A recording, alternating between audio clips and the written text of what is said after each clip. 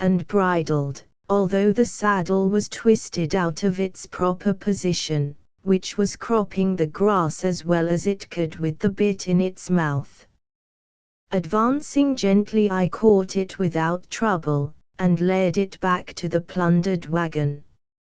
Evidently from the marks upon the saddlery it had belonged to Captain Shepston's force of mounted natives.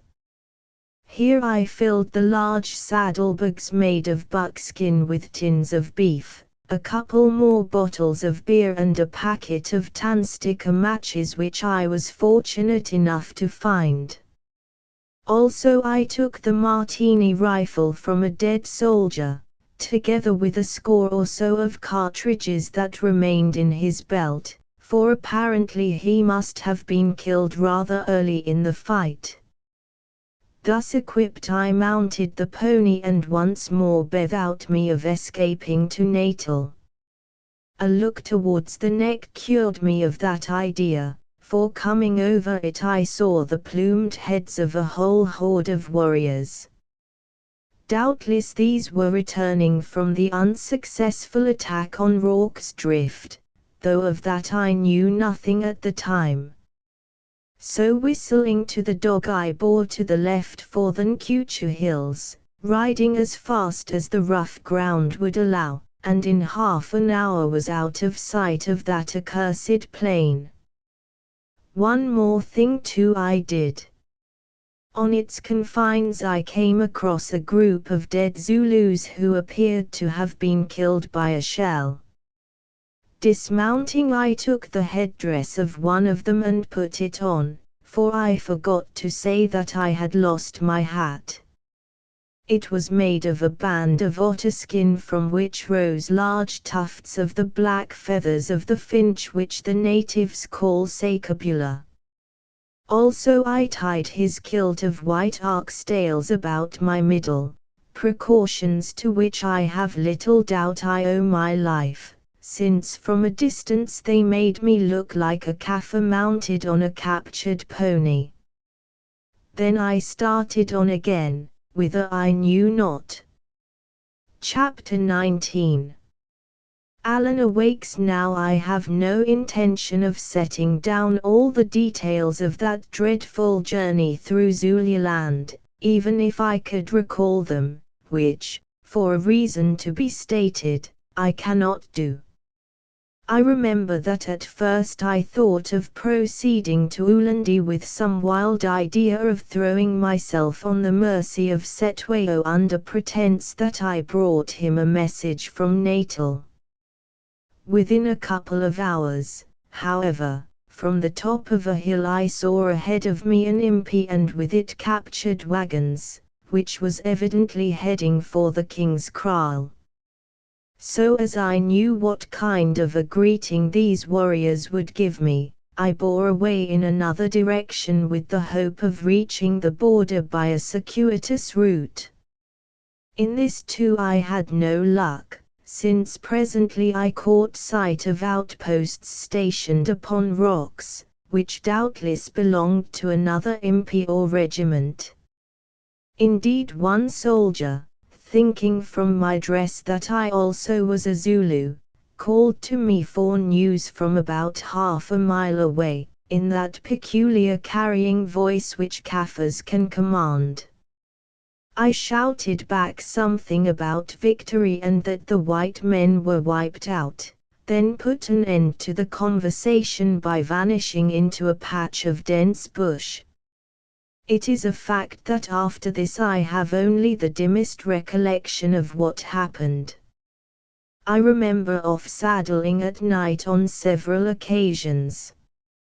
I remember being very hungry because all the food was eaten and the dog, lost, catching a bush buck fawn, some of which I partially cooked on a fire of dead wood, and devoured. Next I remember, I suppose this was a day or two later, riding at night in a thunderstorm and a particularly brilliant flash of lightning which revealed scenery that seemed to be familiar to me, after which came a shock and total unconsciousness. At length my mind returned to me. It was reborn very slowly and with horrible convulsions, out of the womb of death and terror. I saw blood flowing round me in rivers, I heard the cries of triumph and of agony.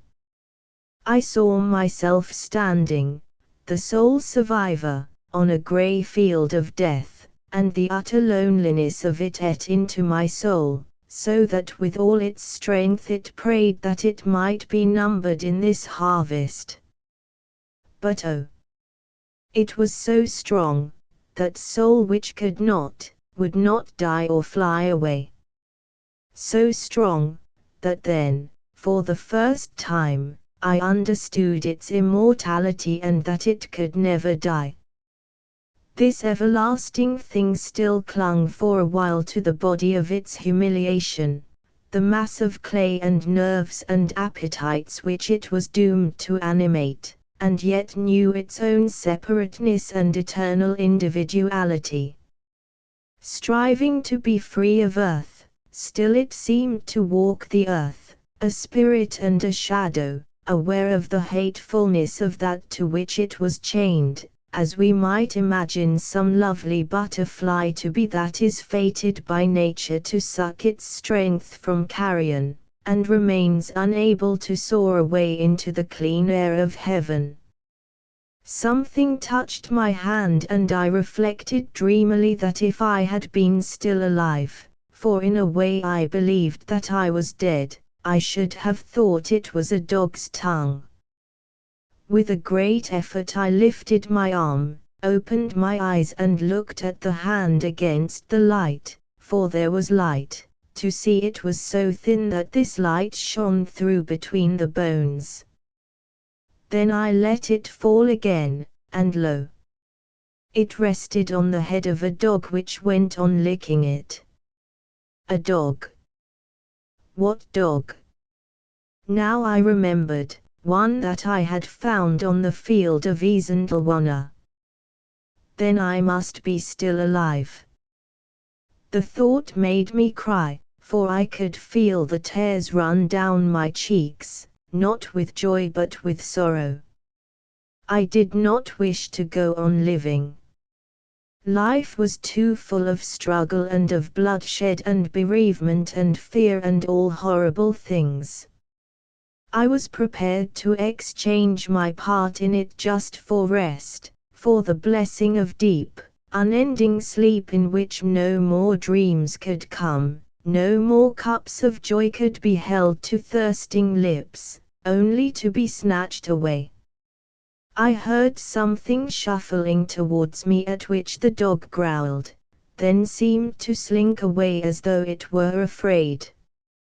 I opened my eyes again, looked, and closed them once more in terror, for what I saw suggested that perhaps I was dead after all and had reached that hell which a certain class of earnest Christian promises to us as the reward of the failings that nature and those who begat us have handed on to us as a birth doom. It was something unnatural, grey-headed, terrific, doubtless a devil come to torment me in the Inquisition vaults of Hades.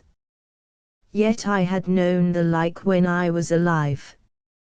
How had it been called? I remembered, the thing that never should have been born.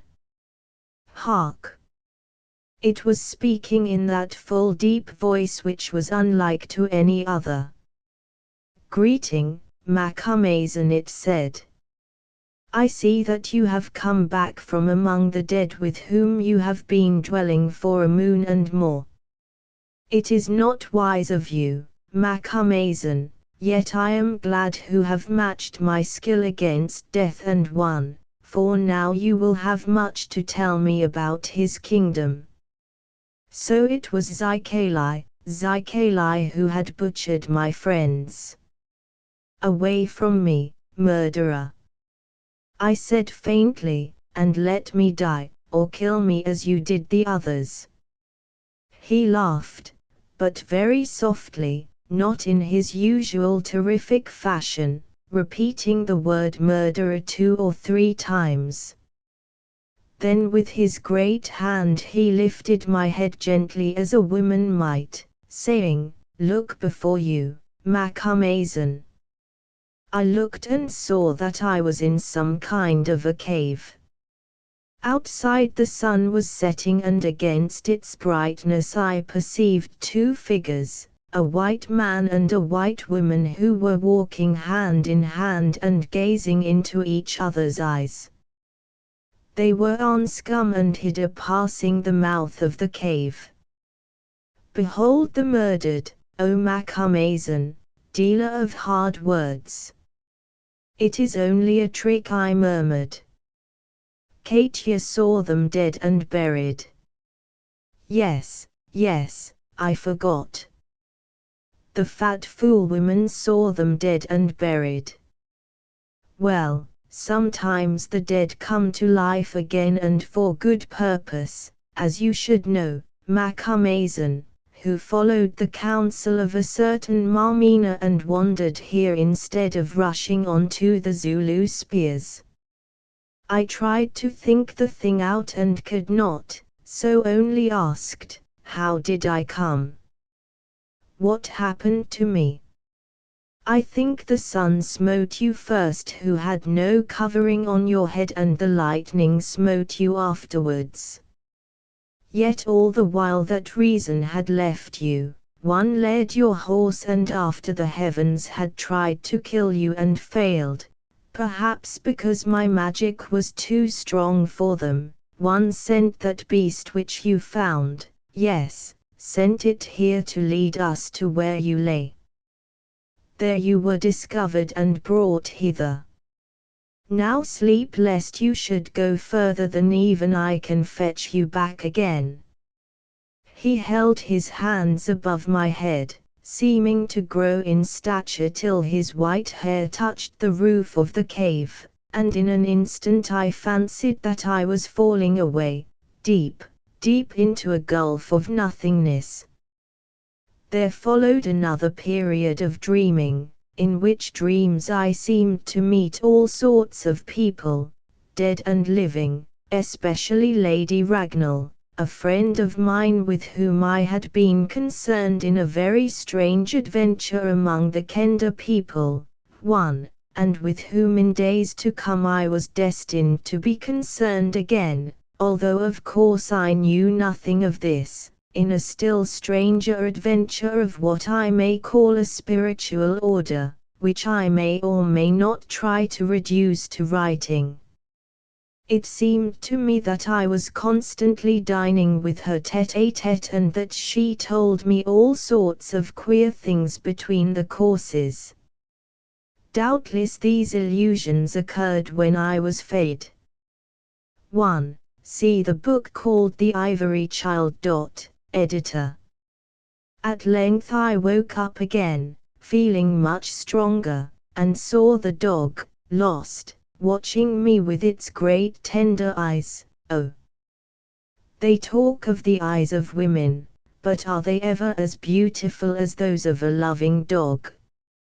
It lay by my low bedstead, a rough affair fashioned of poles and strung with rimpis or strings of raw hide, and by it, stroking its head, sat the witch doctoress, Nym.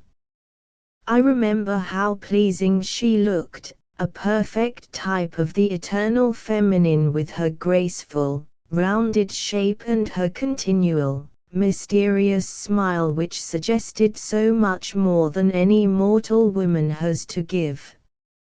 "Good day to you, Macumazahn," she said in her gentle voice. "You have gone through much since last we met on the night before Gaza took you away to Ulandi."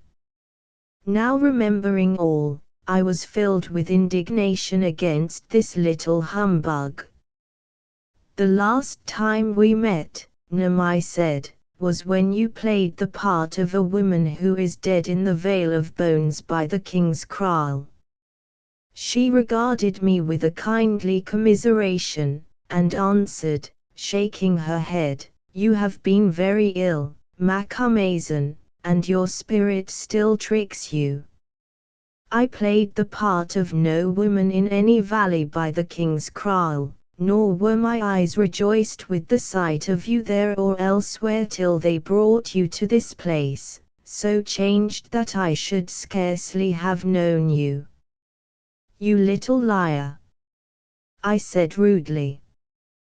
Do the white people always name those liars who tell them true things they cannot understand? She inquired with a sweet innocence.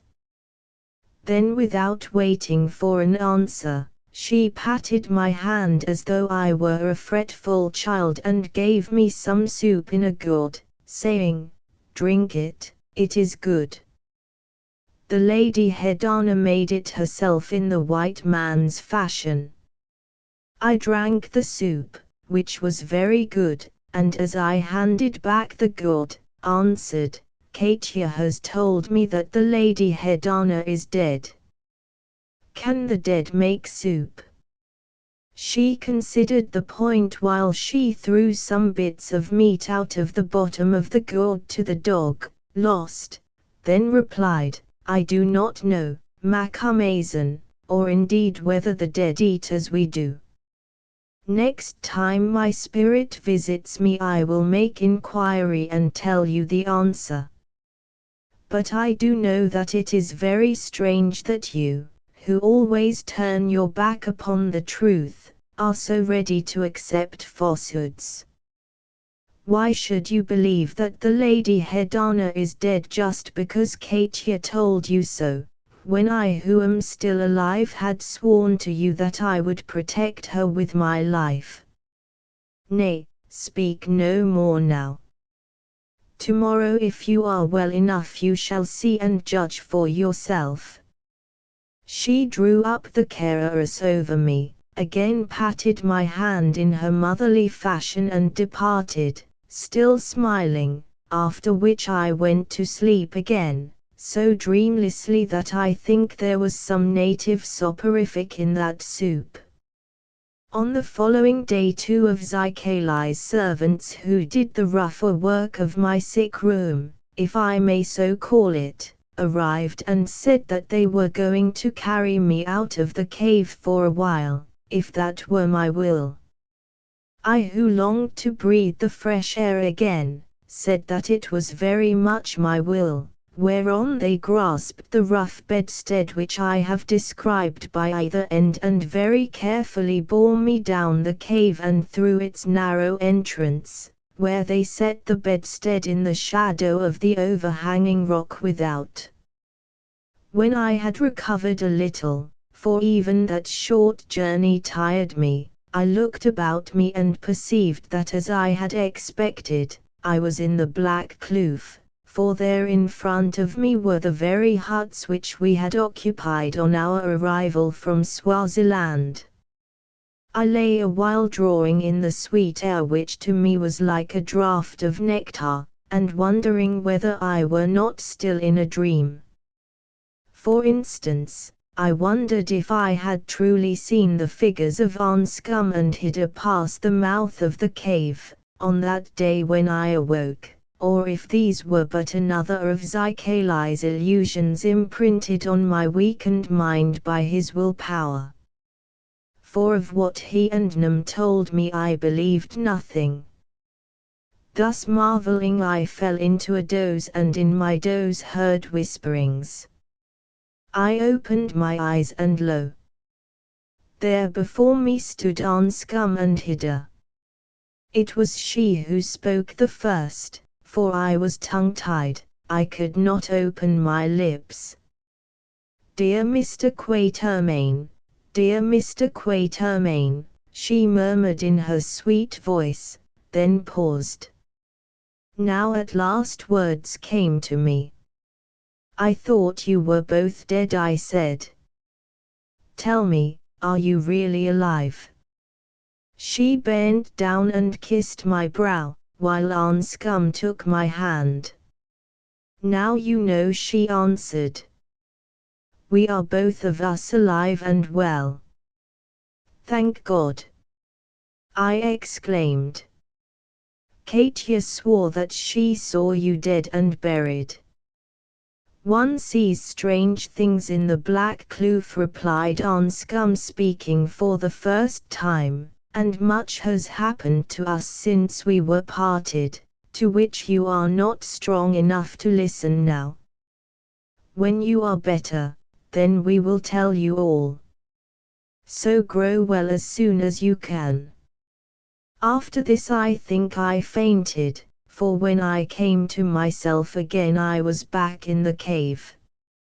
Another 10 days or so went by before I could even leave my bed, for my recovery was very slow. Indeed, for weeks I could scarcely walk at all, and 6 whole months passed before I really got my strength again and became as I used to be. During those days I often saw Anscombe and Hida, but only for a few minutes at a time. Also occasionally Zykalai would visit me, speaking a little, generally about past history, or something of the sort, but never of the war, and go away. At length one day he said to me, "Macumazahn, now I am sure you are going to live, a matter as to which I was doubtful, even after you seemed to recover. For, Macumazahn, you have endured 3 shocks, of which today I am not afraid to talk to you. First there was that of the Battle of Isandlwana, where you were the last white man left alive." "How do you know that, Zykalai?" I asked. "It does not matter. I do know. Did you not ride through the Zulus who parted this way and that before you, shouting what you could not understand? One of them, you may remember, even saluted with his spear." "I did, Zykalai." "Tell me, why did they behave thus, and what did they shout?" "I shall not tell you, Macumazahn. Think over it for the rest of your life and conclude what you choose. It will not be so wonderful as the truth." At least they did so, as a certain doll I dressed up yonder in the Vale of Bones told you they would, she whose advice you followed in riding toward Zulandi instead of back to the river where you would have met your death, like so many others of the white people. Who was that doll, Zykalai? Nay, ask me not. Perhaps it was Nam, perhaps another. I have forgotten. I am very old and my memory begins to play me strange tricks. Still I recollect that she was a good doll, so like a dead woman called Marmina that I could scarcely have known them apart. Ah! That was a great game I played in the Vale of Bones, was it not, Macumazahn? Yes, Zykalai, yet I do not understand why it was played. Being so young you still have the impatience of youth, Macumazahn, although your hair grows white. Wait a while and you will understand all. Well, you lay that night on the topmost rock of Isandlwana, and there you saw and heard strange things. You heard the rest of the white soldiers come and lie down to rest among their dead brothers, and depart again unharmed. Oh! What fools are these Zulu generals nowadays! They send out an impi to attack men behind walls, spears against rifles, and are defeated. Had they kept that impi to fall on the rest of the English when they walked into the trap, not a man of your people would have been left alive. Would that have happened in the time of Shaker? I think not, Zykalai. Still I am glad that it did happen. I think not too, Macumazahn, but small men, small wit. Also like you I am glad that it did not happen, since it is the Zulus I hate, not the English who have now learned a lesson and will not be caught again. Oh! Many a captain in Zululand is today flat as a pricked bladder, and even their victory, as they call it, cost them dear. For, mind you, Macumazahn, for every white man they killed 2 of them died. So. In the morning you left the hill, do not look astonished, Macumazahn. Perhaps those captains on the rock beneath you let you go for their own purposes, or because they were commanded, for though weak I can still lift a stone or 2, Macumazahn, and afterwards told me all about it. Then you found yourself alone among the dead, like the last man in the world, Macumazahn, and that dog at your side, also a horse came to you. Perhaps I sent them, perhaps it was a chance. Who knows?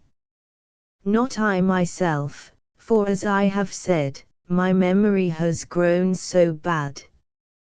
That was your first shock, Macumazahn, the shock of standing alone among the dead like the last man in the world.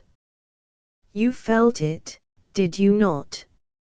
As I hope I shall never feel anything again. It nearly drove me mad, I answered. Very nearly indeed, though I have felt worse things and only laughed, as I would tell you, had I the time.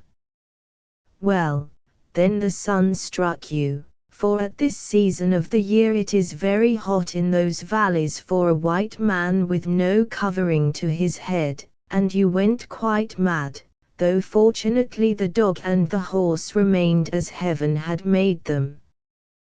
That was the second shock. Then the storm burst and the lightning fell.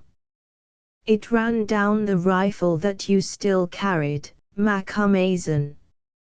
I will show it to you and you will see that its stock is shattered. Perhaps I turned the flash aside, for I am a great thunderhead, or perhaps it was one mightier than I. That was the third shock, Macumazahn. Then you were found, still living, how, the white man, your friend, will tell you. But you should cherish that dog of yours, Macumazahn, for many a man might have served you worse. And being strong, though small, or perhaps because you still have work left to do in the world before you leave it for a while, you have lived through all these things and will in time recover, though not yet. I hope so, Zikali, though on the whole I am not sure that I wish to recover. Yes, you do, Macumazahn, because the religion of you white men makes you fear death and what may come after it. You think of what you call your sins and are afraid lest you should be tortured because of them, not understanding that the spirit must be judged not by what the flesh has done but by what the spirit desired to do, by will not by deed, Macumazahn. The evil man is he who wishes to do evil, not he who wishes to do good and falls now and again into evil. Oh! I have hearkened to your white teachers and I know. Then by your own standard you are evil, Zikali, since you wished to bring about war, and not in vain. Aho! Macumazahn, you think that, do you, who cannot understand that what seems to be evil is often good? I wished to bring about war and brought it about, and maybe what bred the wish was all that I have suffered in the past. But say you, who have seen what the Zulu power means, who have seen men, women and children killed by the thousand to feed that power, and who have seen, too, what the English power means, Is it evil that I should wish to destroy the house of the Zulu kings, that the English house may take its place, and that in a time to come the black people may be free? You are clever, Zikali, but it is of your own wrongs that you think. How about that skull which you kissed in the Vale of Bones? Mayhap, Macumazan, but my wrongs are the wrongs of a nation, therefore I think of the nation, and at least I do not fear death like you white men. Now hearken. Presently your friends will tell you a story. The Lady Hedana will tell you how I made use of her for a certain purpose, for which purpose indeed I drew the three of you into Zululand, because without her I could not have brought about this war into which Cetwayo did not wish to enter. When you have heard that story, do not judge me too hardly, Macumazan, who had a great end to gain. Yet whatever the story may be, I do judge you hardly, Zikali, who tormented me with a false tale, causing the woman Katia to lie to me and swear that she saw these two dead before her, how I know not. She did not lie to you, Macumazan. Has not such a one as I the power to make a fat fool think that she saw what she did not see? As to how did I make you think in yonder hut of mine that you saw what you did not see, perhaps? But why did you mock me in this fashion, Zikali? Truly, Macumazan, you are blind as a bat in sunlight. When your friends have told you the story, you will understand why. Yet I admit to you that things went wrong. You should have heard that tale before Cetwayo brought you to the Vale of Bones. But the fool woman delayed and blundered, and when she reached Ulandi the gates were shut against her as a spy, and not opened till too late, so that you only found her when you returned from the council. I knew this, and that was why I dared to bid you fire at that which stood upon the rock. Had you heard Katia's tale you might have aimed straight, as also you would have certainly shot straight at me, out of revenge for the deaths of those you loved, Macumazan, though whether you could have killed me before all the game is played is another matter. As it was, I was sure that you would not pierce the heart of one who might be a certain white woman, sure also that you would not pierce my heart whose death might bring about her death and that of another.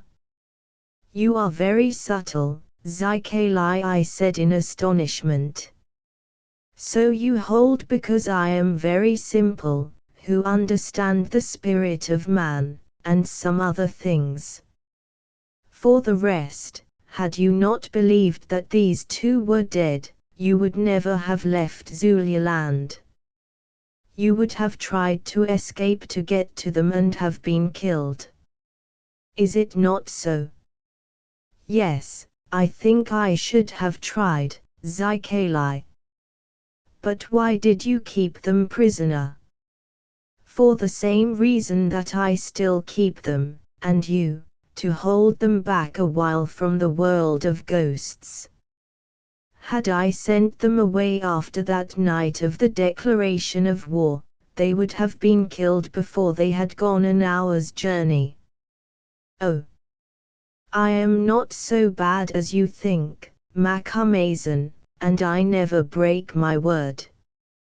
Now I have done. How goes the war?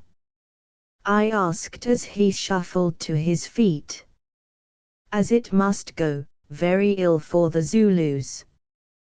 They have driven back the white men who gather strength from over the black water and will come on presently and wipe them out. Umnyamana would have had Cetwayo invade Natal and sweep it clean, as of course he should have done. But I sent him word that if he did so Nomcubulwana, yes, she and no other, had told me that all the spirits would be against him, and he hearkened. When next you think me wicked, remember that, Macumazan. Now it is but a matter of time, and here you must bide till all is finished. That will be good for you who need rest, though the other two find it wearisome. Still for them it is good also to watch the fruit ripen on their tree of love. It will be the sweeter when they eat it, Macumazan, and teach them how to live together. Aho! Aho-ho, and he shambled off. Chapter XX. Hida's tale. That evening when I was lying on my bed outside the cave, I heard the tale of Anscum and Hida. Up to a certain point he told it, then she went on with the story. On the morning after our arrival at this place, Alan said, Anscum, I woke up to find you gone from the hut. As you did not come back, I concluded that you were with Zykalai, and walked about looking for you. Then food was brought to us and Hida and I breakfasted together, after which we went to where we heard the horses neighing and found that yours was gone. Returning, much frightened, we met Nam, who gave me your note which explained everything, and we inquired of her why this had been done and what was to become of us. She smiled and answered that we had better ask the first question of the king and the second of her master Zykalai, and in the meanwhile be at peace since we were quite safe. I tried to see Zykalai but could not. Then I went to inspan the horses with the idea of following you, only to find that they were gone. Indeed, I have not seen them from that day to this. Next we thought of starting on foot, for we were quite desperate. But Nam intervened and told us that if we ventured out of the Black Kloof we should be killed. In short, we were prisoners. This went on for some days, during which we were well treated but could not succeed in seeing Zykalai. At length one morning he sent for us and we were taken to the enclosure in front of his hut, Katia coming with us as interpreter. For a while he sat still, looking very grim and terrible. Then he said, White Chief and Lady, you think ill of me because Macumazan has gone and you are kept prisoners here, and before all is done you will think worse. Yet I counsel you to trust me, since everything that happens is for your good. At this point Hida, who, as you know, talked Zulu fairly well, though not so well as she does now, broke in, and said some very angry things to him. Yes, interrupted Hida. I told him that he was a liar and I believed that he had murdered you and meant to murder us. He listened stonily, continued Anscum, and answered, I perceive, Lady Hedana, that you understand enough of our tongue to enable me to talk to you, therefore I will send away this half-breed woman, since what I have to say is secret. Then he called servants by clapping his hands and ordered them to remove Katia, which was done. Now, Lady Hedana, he said, speaking very slowly so that Hida might interpret to me and repeating his words whenever she did not understand, I have a proposal to make to you. For my own ends it is necessary that you should play a part and appear before the king and the council as the goddess of this land, who is called the chieftainess of heaven, which goddess is always seen as a white woman. Therefore you must travel with me to Ulandi and there do those things which I shall tell you. And if I refuse to play this trick, said Hida, what then? Then, Lady Hedana, this white lord whom you love and who is to be your husband will die, and after he is dead you must still do what I desire of you, or die also. Would he come with me to Ulandi? Asked Hida. Not so, lady. He would stay here under guard, but quite safe, and you will be brought back to him, safe. Choose now, with death on the one hand and safety on the other. I would sleep a little. Talk the matter over in your own tongue, and when it is settled awaken me again. And he shut his eyes and appeared to go to sleep. So we discussed the situation, if you can call it discussion, when we were both nearly mad. Hida wished to go. I begged her to let me be killed rather than trust herself into the hands of this old villain. She pointed out that even if I were killed, which she admitted might not happen, she would still be in his hands, whence she could only escape by her own death, whereas if she went there was a chance that we might both continue to live, and that after all death was easy to find. So in the end I gave way and we woke up Zikali and told him so. He seemed pleased and spoke to us gently, saying, I was sure that wisdom dwelt behind those bright eyes of yours, lady, and again I promise you that neither you nor the Lord your lover shall come to any harm.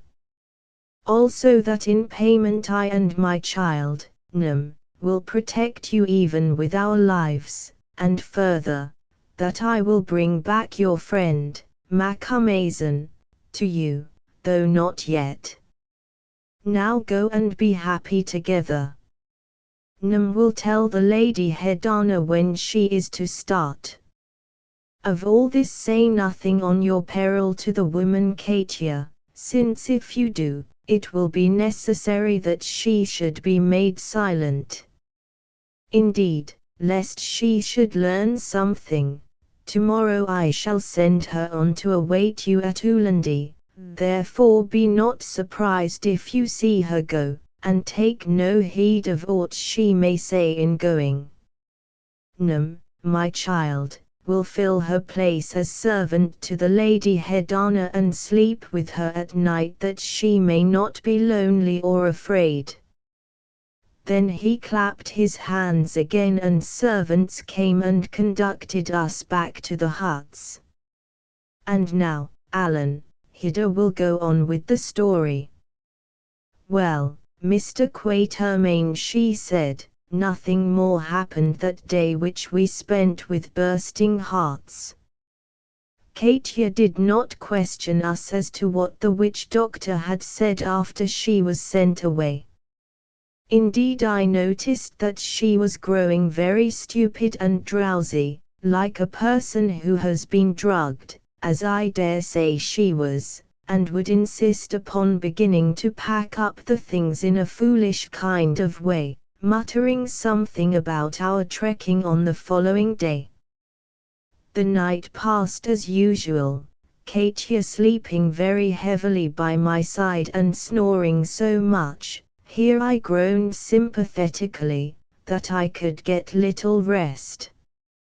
On the next morning after breakfast, as the huts were very hot, Num suggested that we should sit under the shadow of the overhanging rock, just where we are now. Accordingly we went, and being tired out with all our troubles and bad nights, I fell into a doze, and so, I think, did Maurice, Num sitting near to us and singing all the while, a very queer kind of song. Presently, through my doze as it were, I saw Katia approaching. Num went to meet her, still singing, and taking her hand, led her to the cart, where they seemed to talk to the horses, which surprised me as there were no horses. Then she brought her round the cart and pointed to us, still singing. Now Katia began to weep and throw her hands about, while Nam patted her on the shoulder.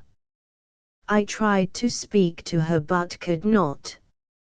My tongue was tied, why I don't know, but I suppose because I was really asleep, and Maurice also was asleep and did not wake at all. Yes, said Anscombe, I remember nothing of all this business. After a while Katia went away, still weeping, and then I fell asleep in earnest and did not wake until the sun was going down, when I roused Maurice and we both went back to the hut, where I found that Nam had cooked our evening meal. I looked for Katia, but could not find her. Also in searching through my things I missed the bag of jewels. I called to Nam and asked where Katia was, whereon she smiled and said that she had gone away, taking the bag with her. This pained me, for I had always found Katia quite honest, which she is, I remarked, for those jewels are now in a bank at Maritzburg. Hida nodded and went on, I am glad to hear it, indeed. Remembering what Zykalai had said, I never really suspected her of being a thief, but thought it was all part of some plan. After this things went on as before, except that Nam took Katia's place and was with me day and night. Of Katia's disappearance she would say nothing. Zykalai we did not see. On the third evening after the vanishing of Katia, Nam came and said that I must make ready for a journey, and while she spoke men arrived with a litter that had grass mats hung round it. Nam brought out my long cape and put it over me, also a kind of veil of white stuff which she threw over my head, so as to hide my face. I think it was made out of one of our traveling mosquito nets. Then she said I must say goodbye to Maurice for a while. There was a scene as you may imagine. He grew angry and said that he would come with me, whereon armed men appeared, 6 of them, and pushed him away with the handles of their spears. In another minute I was lifted into the litter which Nam entered with me, and so we were parted, wondering if we should ever see each other more. At the mouth of the kloof I saw another litter surrounded by a number of Zulus, which Nam said contained Zykalai. We travelled all that night and 2 succeeding nights, resting during the day in deserted kraals that appeared to have been made ready for us. It was a strange journey, for although the armed men flitted about us, neither they nor the bearers ever spoke, nor did I see Zykalai, or indeed anyone else. Only Nam comforted me from time to time, telling me there was nothing to fear. Towards dawn on the 3rd night we travelled over some hills and I was put into a new hut and told that my journey was done as we had reached a place near Ulandi. I slept most of the following day, but after I had eaten towards evening, Zykalai crept into the hut, just as a great toad might do, and squatted down in front of me. Lady, he said, listen. Tonight, perhaps 1 hour after sundown, perhaps 2, perhaps 3, Nam will lead you, dressed in a certain fashion, from this hut. See now, outside of it there is a tongue of rock up which you may climb unnoted by the little path that runs between those big stones. Look, and he showed me the place through the door hole. The path ends on a flat boulder at the end of the rock. There you will take your stand, holding in your right hand a little assegai which will be given to you. Num will not accompany you to the rock, but she will crouch between the stones at the head of the path and perhaps from time to time whisper to you what to do. Thus when she tells you, you must throw the little spear into the air, so that it falls among a number of men gathered in debate who will be seated about 20 paces from the rock. For the rest you are to stand quite still, saying nothing and showing no alarm whatever you may hear or see.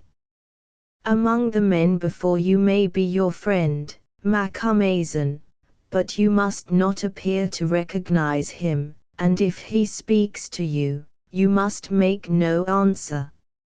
Even if he should seem to shoot at you, do not be afraid. Do you understand? If so, repeat what I have told you. I obeyed him and asked what would happen if I did not do these things, or some of them.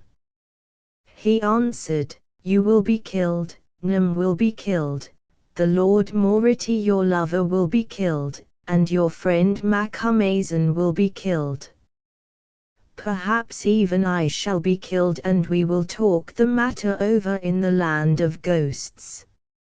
On hearing this I said I would do my best to carry out his orders, and after making me repeat them once more, he went away. Later, Num dressed me up as you saw me, Mr. Quatermain, put some glittering powder into my hair and touched me beneath the eyes with a dark kind of pigment.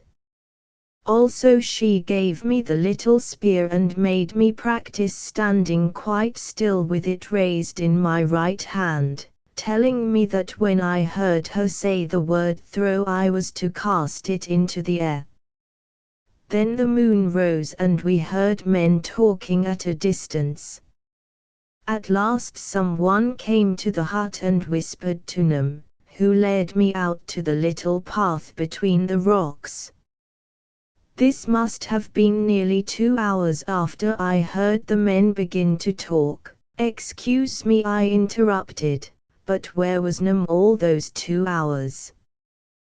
With me.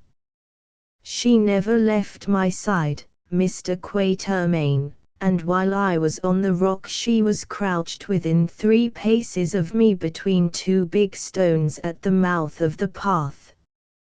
Indeed, I replied faintly, this is very interesting. Please continue, but one word, how was Num dressed? Did she wear a necklace of blue beads? Just as she always is, or rather less so, for she had nothing on except her muka, and certainly no blue beads. But why do you ask? From curiosity merely. I mean, I will tell you afterwards, pray go on. Well, I stepped forward onto the rock and at first saw nothing, because at that moment the moon was hid by a cloud. Indeed, Num had waited for the cloud to pass over its face, before she thrust me forward. Also some smoke from a fire below was rising straight in front of me. Presently the cloud passed, the smoke thinned, and I saw the circle of those savage men seated beneath, and in their center a great chief wearing a leopard skin cloak who I guessed was the king. You I did not see, Mr. Quatermain, because you were behind a tree, yet I felt that you were there, a friend among all those foes. I stood still, as I had been taught to do, and heard the murmur of astonishment and caught the gleam of the moonlight from the white feathers that were sewn upon my robe. Then I heard also the voice of Zykalai speaking from beneath. He called on you to come out to shoot at me, and the man whom I took to be the king, ordered you to obey. You appeared from behind the tree, and I was certain from the look upon your face that at that distance you did not know who I was in my strange and glittering arrayment. You lifted the pistol and I was terribly afraid, for I had seen you shoot with it before on the veranda of the temple and knew well that you do not miss. Very nearly I screamed out to you, but remembered and was silent, thinking that after all it did not much matter if I died, except for the sake of Maurice here. Also by now I guessed that I was being used to deceive those men before me into some terrible act, and that if I died, at least they would be undeceived. I thought that an age passed between the time you pointed the pistol and I saw the flash for which I was waiting. You need not have waited, Haggard, I interposed. For if I had really aimed at you, you would never have seen that flash, at least so it is said. I too guessed enough to shoot above you, although at the time I did not know that it was you on the rock. Indeed I thought it was Nym painted up. Yes, I heard the bullet sing over me. Then I heard the voice of Zykalai challenging you to shoot him, and to tell the truth, hoped that you would do so. Just before you fired for the second time, Nym whispered to me, "Throw," and I threw the little red-handled spear into the air. Then as the pistol went off, Nym whispered, "Come." I slipped away down the path and back with her into the hut, where she kissed me and said that I had done well indeed. After which she took off my strange robe and helped me to put on my own dress. That is all I know, except that some hours later I was awakened from sleep and put into the litter where I went to sleep again, for what I had gone through tired me very much. I need not trouble you with the rest, for we journeyed here in the same way that we had journeyed to Ulundi, by night. I did not see Zykalai, but in answer to my questions, Nym told me that the Zulus had declared war against the English. What part in the business I had played, she would not tell me, and I do not know to this hour, but I am sure that it was a great one. So we came back to the Black Kloof, where I found Maurice quite well, and now he had better go on with the tale, for if I begin to tell you of our meeting I shall become foolish. There isn't much more to tell, said Anscombe, except about yourself. While Haggard was away I was kept a prisoner and watched day and night by Zykalai's people, who would not let me stir a yard, but otherwise treated me kindly. Then one day at sunrise, or shortly after it, Haggard reappeared and told me all this story, for the end of which, as you may imagine, I thanked God. After that we just lived on here, happily enough since we were together, until one day Nym told us that there had been a great battle in which the Zulus had wiped out the English, killing hundreds and hundreds of them, although for every soldier that they killed, they had lost 2.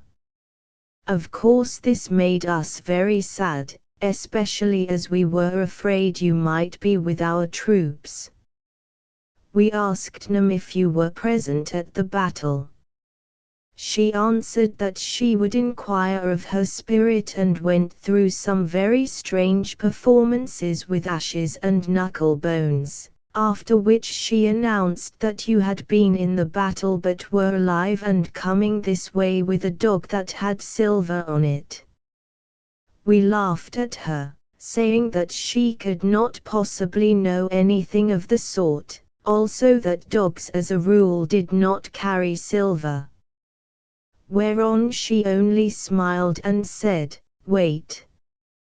I think it was 3 days later that one night towards dawn I was awakened by hearing a dog barking outside my hut, as though it wished to call attention to its presence. It barked so persistently and in a way so unlike a Kaffir dog, that at length about dawn I went out of the hut to see what was the matter. There, standing a few yards away surrounded by some of Zykalai's people, I saw Lost and knew at once that it was an English Airedale, for I have had several of the breed. It looked very tired and frightened, and while I was wondering whence on earth it could have come, I noticed that it had a silver-mounted collar and remembered Nam and her talk about you and a dog that carried silver on it. From that moment, Alan, I was certain that you were somewhere near, especially as the beast ran up to me. It would take no notice of the Kaffirs, and kept looking towards the mouth of the kloof, as though it wished me to follow it. Just then Nam arrived, and on seeing the dog looked at me oddly. "I have a message for you from my master, Moriti," she said to me through Hida, who by now had arrived upon the scene, having also been aroused by Lost's barking. "It is that if you wish to take a walk with a strange dog you can do so, and bring back anything you may find." The end of it was that after we had fed Lost with milk and meat, I and 6 of Zykalai's men started down the kloof, Lost going ahead of us and now and again running back and whining. At the mouth of the kloof it led us over a hill and down into a bush-veld valley where the thorns grew very thick. When we had gone along the valley for about 2 miles, one of the Kaffirs saw a Basuto pony still saddled, and caught it. The dog went on past the pony to a tree that had been shattered by lightning, and there within a few yards of the tree we found you lying senseless, Alan, or, as I thought at first, dead, and by your side a Martini rifle of which the stock also seemed to have been broken by lightning. Well, we put you on a shield and carried you here, meeting no one, and that is all the story, Alan." He stopped and we stared at each other. Then I called Lost and patted its head, and the dear beast licked my hand as though it understood that it was being thanked. "A strange tale," I said, "but God Almighty has put much wisdom into His creatures of which we know nothing. Let us thank Him, and in our hearts we did." Thus was I rescued from death by the intelligence and fidelity of a 4-footed creature. Doubtless in my semi-conscious state that resulted from shock, weariness and sunstroke, I had all the while headed subconsciously and without any definite object for the Black Kloof. When I was within a few miles of it I was stunned by the lightning which ran down the rifle to the ground, though not actually struck. Then the dog, which had escaped, played its part, wandering about the country to find help for me, and so I was saved. Now of the long months that followed I have little to tell. They were not unhappy in their way, for week by week I felt myself growing stronger, though very slowly. There was a path, steep, difficult and secret, which could be gained through one of the caves in the precipice, not that in which I slept. This path ran up a water-cut kloof through a patch of thorns to a flat tableland that was part of the Scissor stronghold. By it, when I had gained sufficient strength, sometimes we used to climb to the plateau, and there take exercise. It was an agreeable change from the stifling atmosphere of the Black Kloof. The days were very dull, for we were as much out of the world as though we had been marooned on a desert island. Still from time to time we heard of the progress of the war through them, for Zykalai I saw but seldom.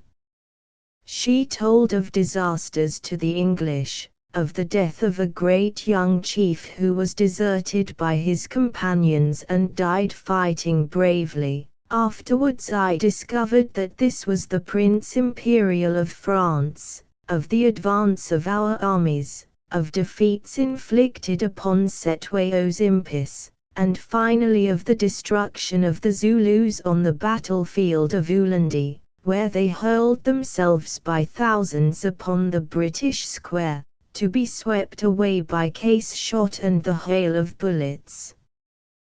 This battle, by the way, the Zulus call, not Ulandi or Nodwengu, for it was fought in front of Panda's old kraal of that name, but Okwekwini, which means, the fight of the sheet iron fortress. I suppose they give it this name because the hedge of bayonets, flashing in the sunlight, reminded them of sheet iron. Or it may be because these proved as impenetrable as would have done walls of iron. At any rate they dashed their naked bodies against the storm of lead and fell in heaps, only about a dozen of our men being killed, as the little graveyard in the center of the square entrenchment, about which still lie the empty cartridge cases, records today. There, then, on that plain perished the Zulu kingdom which was built up by Shaker. Now it was after this event that I saw Zykalai and begged him to let us go. I found him triumphant and yet strangely disturbed and, as I thought, more apprehensive than I had ever seen him. So, Zykalai, I said, if what I hear is true, you have had your way and destroyed the Zulu people. Now you should be happy. Is man ever happy, Macumazan, when he has gained that which he sought for years? The two out there sigh and are sad because they cannot be married after their own white fashion, though what there is to keep them apart I do not know. Well, in time they will be married, only to find that they are not so happy as they thought they would be. Oh! A day will come when they will talk to each other and say, those moons which we spent waiting together in the Black Kloof were the true moons of sweetness, for then we had something to gain, now we have gained all, and what is it? So it is with me, Macumazan. Since the Zulus under Shaker killed out my people, the Ndwandwe, year by year I have plotted and waited to see them wedded to the Askai. Now it has come about. You white men have stamped them flat upon the plain of Ulandi, they are no more a nation. And yet I am not happy, for after all it was the house of Sanzangakona and not the people of the Zulus, that harmed me and mine, and Setwayo still lives. While the queen bee remains there may be a hive again. While an ember still glows in the dead ashes, the forest may yet be fired. Perhaps when Setwayo is dead, then I shall be happy. Only his death and mine are set by fate as close together as two sister grains of corn upon the cob.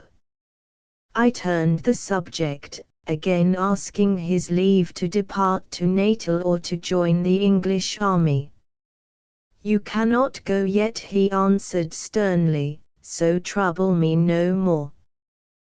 The land is full of wandering bands of Zulus who would kill you and your blood would be on my head. Moreover, if they saw a white woman who had sheltered with me, might they not guess something? To dress a doll for the part of the Inkosazanawi Zulu is the greatest crime in the world, Macumazan, and what would happen to the opener of roads and all his house if it were even breathed that he had dressed that doll and thus brought about the war which ruined them? When Setwayo is killed and the dead are buried and peace falls upon the land, the peace of death, then you shall go, Macumazan, and not before. At least, Zikali, send a message to the captains of the English army and tell them that we are here.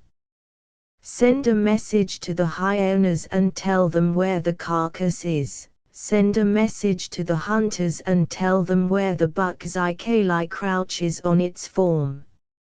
Hearken, Macumazan, if you do this, or even urge me again to do it, neither you nor your friends shall ever leave the Black Kloof. I have spoken. Then understanding that the case was hopeless, I left him and he glowered after me, for fear had made him cruel. He had won the long game and success had turned to ashes in his mouth. Or rather, he had not won, yet, since his war was against the house of Sanzangakona from which he and his tribe had suffered cruel wrong. To pull it down he must pull down the Zulu nation. It was like burning a city to destroy a compromising letter. He had burnt the city, but the letter still remained intact and might be produced in evidence against him. In other words, Setwayo yet lived. Therefore his vengeance remained quite unslaked and his danger was as great, or perhaps greater than it had ever been before.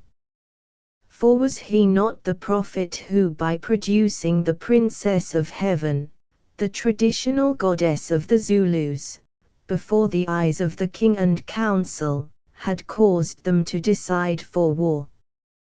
And supposing it were so much as breathed that this spirit which they seemed to see, had been but a trick and a fraud, what then?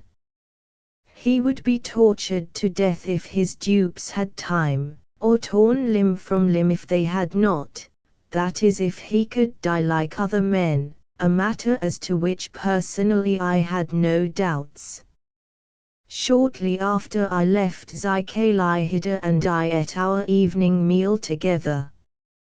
Anscombe, as it chanced, had gone by the secret path to the tableland of which I have spoken, where he amused himself, as of course we were not allowed to fire a gun, by catching partridges, with the help of an ingenious system of grass nets which he had invented. There were springs on this tableland that formed little pools of water, at which the partridges, also occasionally guinea fowl and bush pheasants, came to drink at sunrise and sunset. Here it was that he set his nets and retired to work them at those hours by means of strings that he pulled from hiding places. So Hida and I were alone. I told her of my ill success with Zikali, at which she was much disappointed. Then by an afterthought I suggested that perhaps she might try to do something in the way of getting a message through to the English camp at Ulandi, or elsewhere, by help of the witch doctoress, Nam, adding that I would speak to her myself had I not observed that I seemed to be out of favor with her of late. Hida shook her head and answered that she thought it would be useless to try, also too dangerous. Remembering Zikali's threat, on reflection I agreed with her. Tell me, Mr. Quatermain, she added, is it possible for one woman to be in love with another? I stared at her and replied that I did not understand what she meant, since women, so far as I had observed them, were generally in love either with a man or with themselves, perhaps more often with the latter than the former. Rather a cheap joke, I admit, with just enough truth in it to make it acceptable, in the Black Kloof. So I thought, she answered, but really Nim behaves in a most peculiar way. As you know, she took a fancy to me from the beginning, perhaps because she had never had any other woman with whom to associate, having, so far as I can make out, been brought up here among men from a child. Indeed, her story is that she was one of twins and therefore, as the younger, was exposed to die according to the Zulu superstition. Zikali, however, or a servant of his who knew what was happening, rescued and reared her, so practically I am the only female with whom she has ever been intimate. At any rate, her affection for me has grown and grown until, although it seems ungrateful to say so, it has become something of a nuisance. She has told me again and again that she would die to protect me, and that if by chance anything happened to me, she would kill herself and follow me into another world. She is continually making divinations about my future, and as these, in which she entirely believes, always show me as living without her, she is much distressed and at times bursts into tears. Hysteria. It is very common among the Zulu women, and especially those of them who practice magic arts, I answered. Perhaps, but as it results in the most intense jealousy, Nem's hysteria is awkward. For instance, she is horribly jealous of Maurice. The instincts of a chaperone developed early, I suggested again.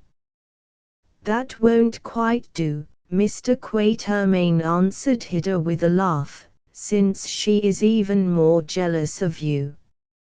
With reference to Maurice, she explains frankly that if we marry she might, as she puts it, continue to sit outside the hut, but that in your case you live in my head where she cannot come between you and me. Mad, I remarked, quite mad. Still, madness has to be dealt with in this world like other things, and Nem, being an abnormal person, may suffer from abnormal ideas. It just amounts to this: she has conceived a passionate devotion to you, at which I am sure neither Maurice nor I can wonder. Are those the kind of compliments you used to pay in your youth, Mr. Quatermain? I expect so, and now that you are old you cannot stop them. Well, I thank you all the same, because perhaps you mean what you say. But what is to be done about Nem? Hush! Here she comes. I will leave you to reason with her, if you get the chance, and she departed in a hurry. Nem arrived, and something in her aspect told me that I was going to get the chance. Her eternal smile was almost gone and her dark, beautiful eyes flashed ominously. Still she began by asking in a mild voice whether the Lady Hedana had eaten her supper with appetite. It will be observed that she was not interested in my appetite or whether enough was left for Anscombe when he returned. I replied that so far as I noted she had consumed about half a partridge, with other things. I am glad, said Nem, since I was not here to attend upon her, having been summoned to speak with the master. Then she sat down and looked at me like a thunderstorm. I nursed you when you were so ill, Macumazan, she began. But now I learn that for the milk with which I fed you, you would force me to drink bitter water that will poison me. I replied I was well aware that without her nursing I should long ago have been dead, which was what caused me to love her like my own daughter. But would she kindly explain? This she did at once. You have been plotting to take away from me the Lady Hedana, who to me is as mother and sister and child. It is useless to lie to me, for the Master has told me all. Moreover, I knew it for myself, both through my spirit and because I had watched you. I have no intention of lying to you, Num, about this or any other matter, though I think that sometimes in the past you have lied to me. Tell me, do you expect the Inkosi Moriti, the Lady Hedana and myself to pass the rest of our lives in the Black Kloof, when they wish to get married and go across the Black Water to where their home will be, and I wish to attend to my affairs? I do not know what I expect, Macumazan, but I do know that never while I live will I be parted from the Lady Hedana. At last I have found someone to love, and you and the other would steal her away from me. I studied her for a while, then asked, why do you not marry, Num, and have a husband, and children to love? Marry, she replied. I am married to my spirit which does not dwell beneath the sun, and my children are not of earth. Moreover, all men are hateful to me. And her eyes added, especially you. That is a calf with a dog's head, I replied in the words of the native proverb, meaning that she said what was not natural. Well, Num, if you are so fond of the Lady Hedana, you had better arrange with her and the Inkosi Moriti to go away with them. You know well I cannot, Macumazan. I am tied to my master by ropes that are stronger than iron, and if I attempted to break them my spirit would wither and I should wither with it. Dear me, what a dreadful business! That is what comes of taking to magic. Well, Num, I am afraid I have nothing to suggest, nor, to tell you the truth, can I see what I have to do with the matter. Then she sprang up in a rage, saying, I understand that not only will you give me no help, but that you also mock at me, Macumazan.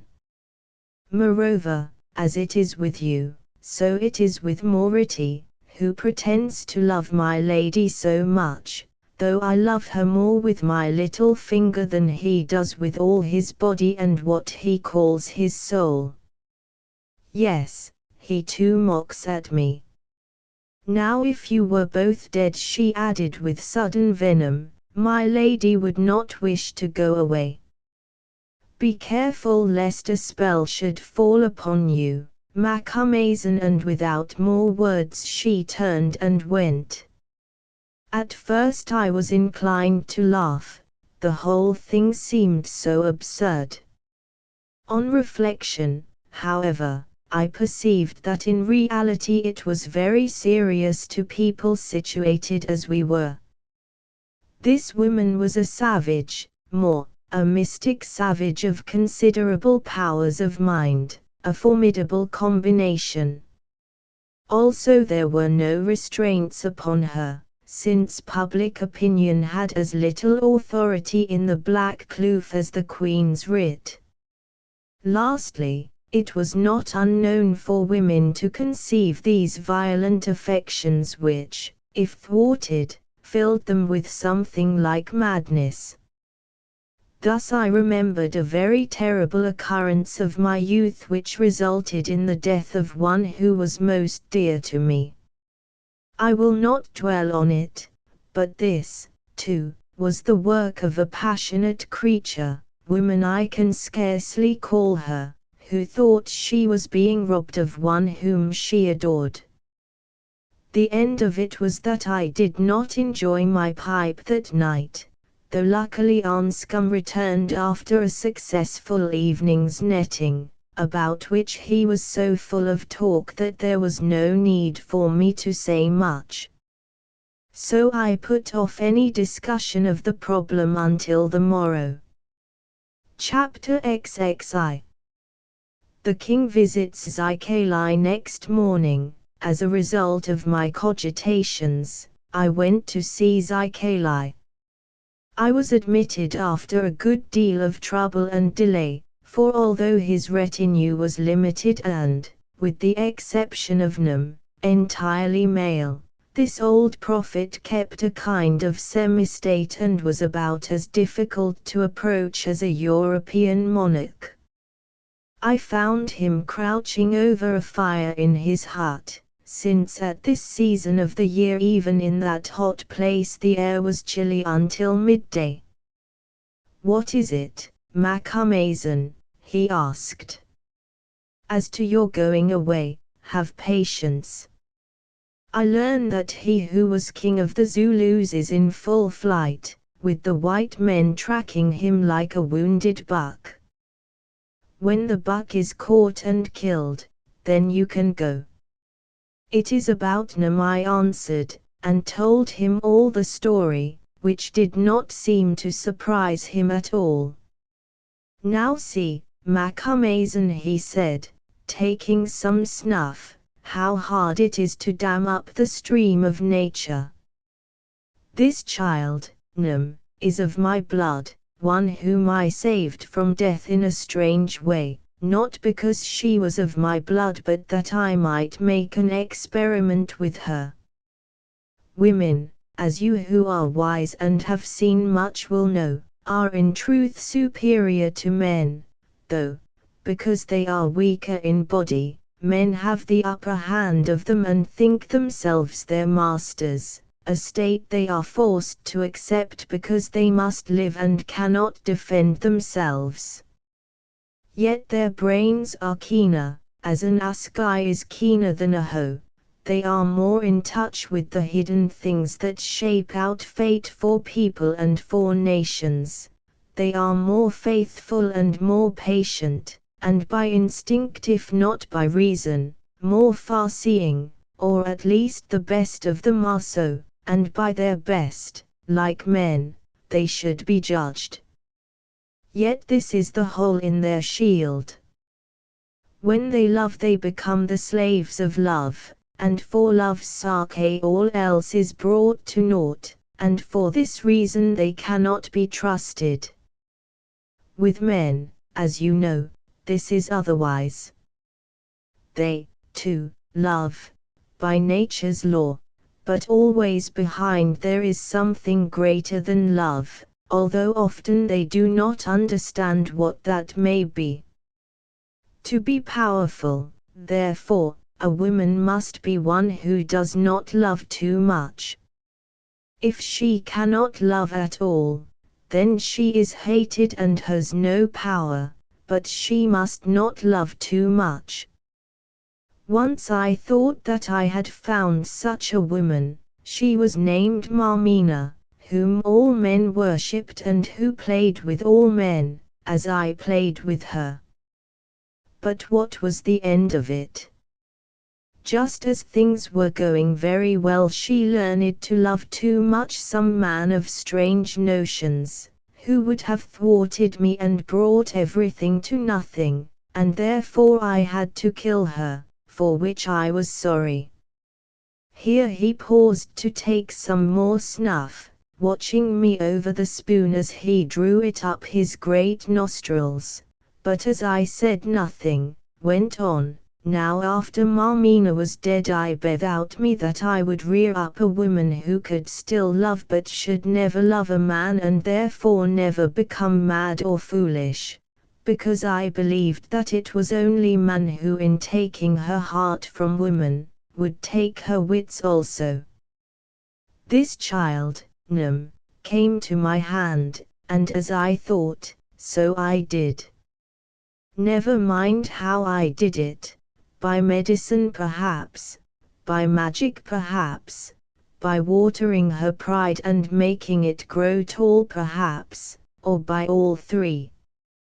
At least it was done, and this I know of Nam, she will never care for any man except as a woman may care for a brother. But now see what happens.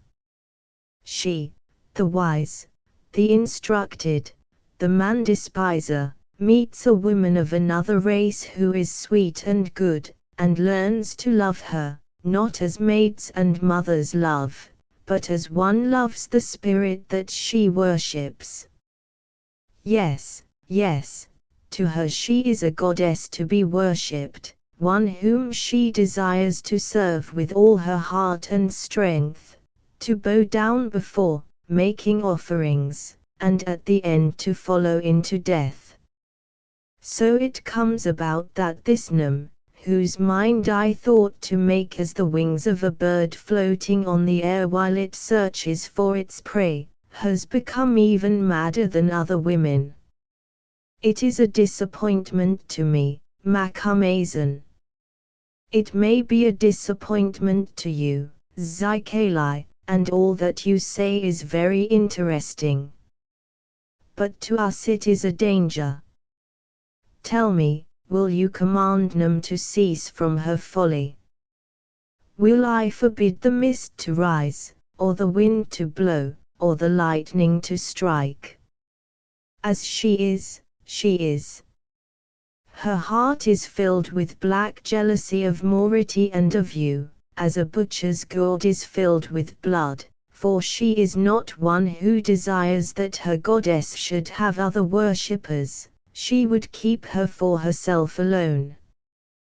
Then in this way or in that the gourd must be emptied, Zykalai, lest we should be forced to drink from it and that black blood should poison us. How, unless it be broken, Macumazan? If Hedana departs and leaves her, she will go mad, and accompany her she cannot, for her spirit dwells here and he tapped his own breast. It would pull her back again and she would become a great trouble to me, for then that spirit of hers would not suffer me to sleep, with its continual startings in search of what it had lost, and its returnings empty-handed. Well, have no fear, for at the worst the bowl can be broken and the blood poured upon the earth, as I